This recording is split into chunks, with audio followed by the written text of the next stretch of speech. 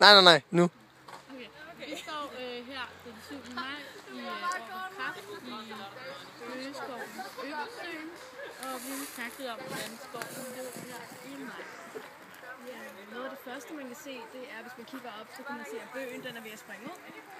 Og man kan se, at den står midt i en masse af Vi kan se her står de i de her kloner, hvor at, de er helt identiske af de forskellige kloner, på grund af, at de formerer sig gennem det her rumnet.